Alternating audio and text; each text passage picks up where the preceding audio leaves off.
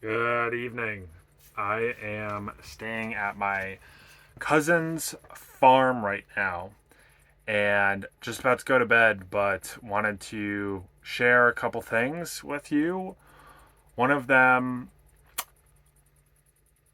I asked, he's 92 or 93, lives on this farm in Kansas, and he's been here for like 70 years or something like that. Built the entire complex, the house, the barn, the everything himself, and has this big garden. And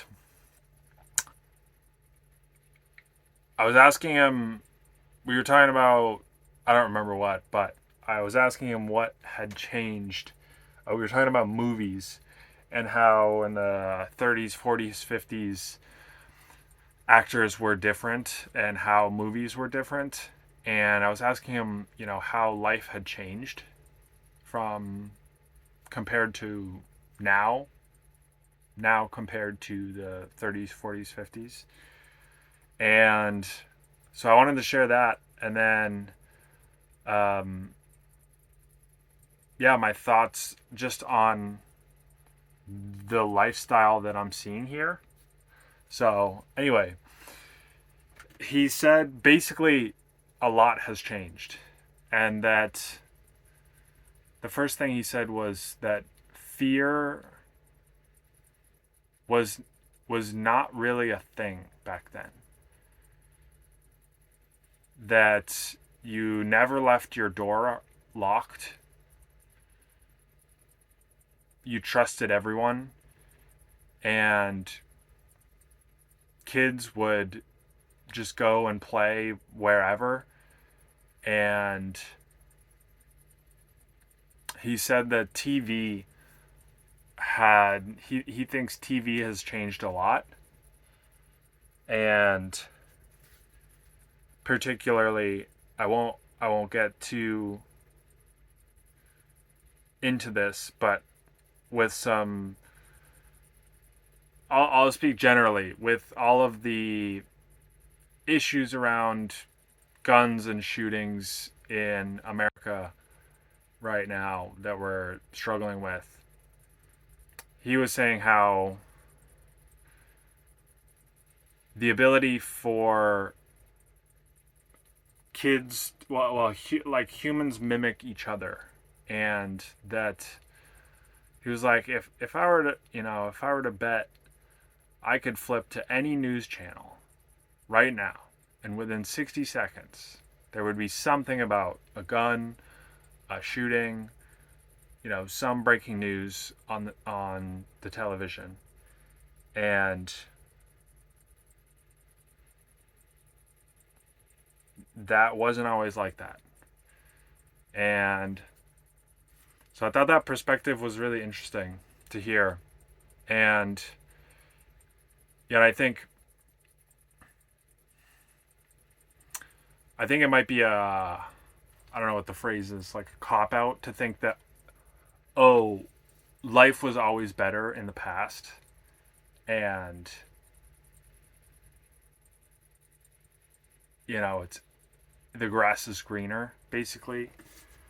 But I don't know. It seems like there's a very tangible difference in the culture nowadays between now and what things used to be. And honestly, I don't have any more, like, I don't know. What I'm saying is, like, period. There's no, and this is how we fix it, and or like there's no other. I have nothing else to share. It's just interesting. Um, so the other thing I wanted to share that I've been thinking about is, and I was thinking about this last time I visited, this lifestyle that he lives,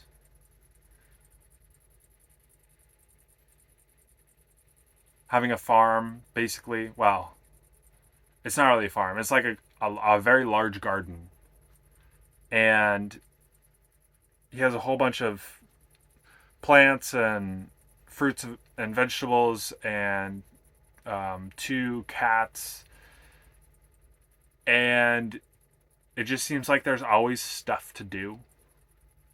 There's always, oh, today we got to go out and pick the green beans from the vines and pick the tomatoes and the peaches and, trim the hedges or like whatever. But there's always stuff to do. And my observation is that having stuff to do keeps you active.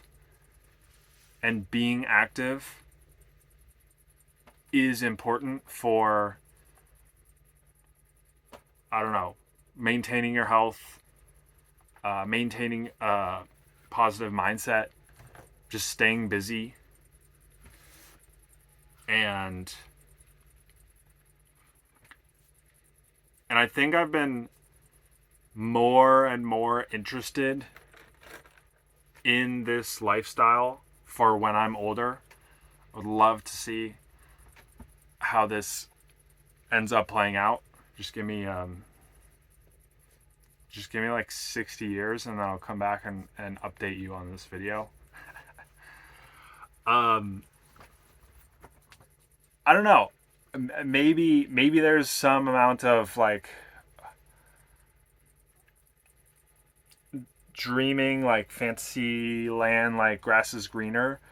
But at the same time, I to some extent have seen how he lives, and just the idea of having your own garden, growing your own fruits and vegetables, and eating them, obviously. So then you have the aspect of like growing your own food, the fulfillment from growing something and waiting until it's ripe and eating it, and then like actually eating something that you grew with just being busy and staying busy and having things to do, and it keeping you active. And what was the other thing? I noticed this with my grandmother as well, that she used to love to watch birds and just sit on her back patio and just like, binoculars or like just watch the birds and watch the squirrels. And I see that with my cousin here too. It's like, I think when you get to a certain age, just watching wildlife, watching birds and the bees, and well, I can't tell you how much time we spent.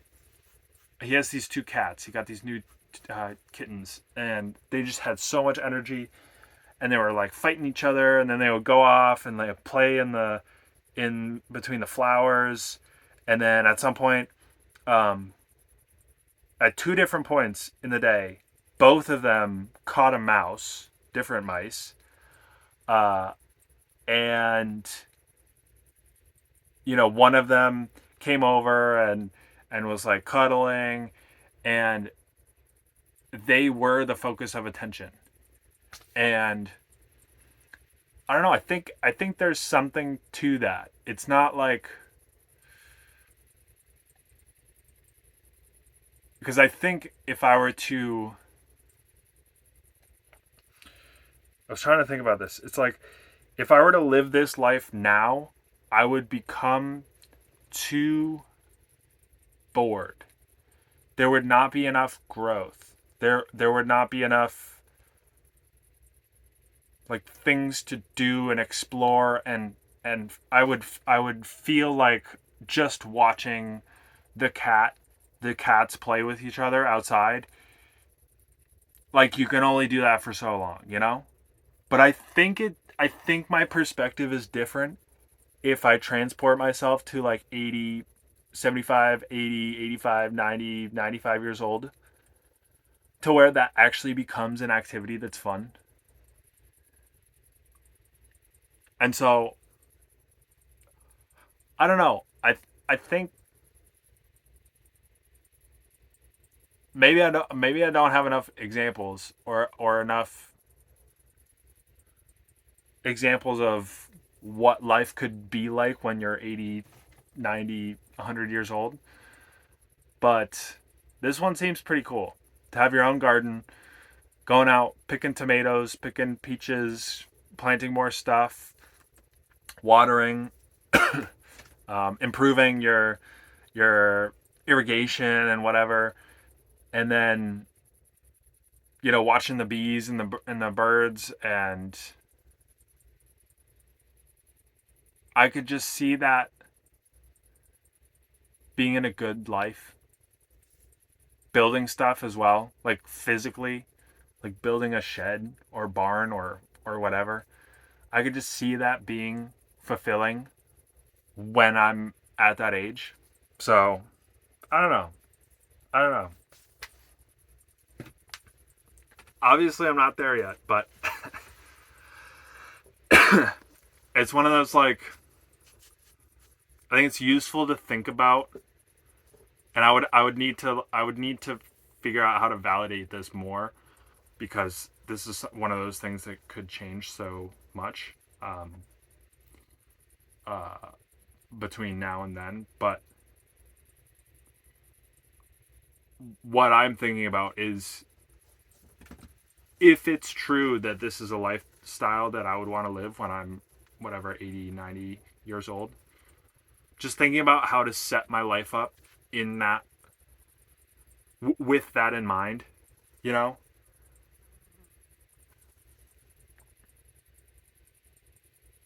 That's all I have to say. Thanks for listening. See you tomorrow.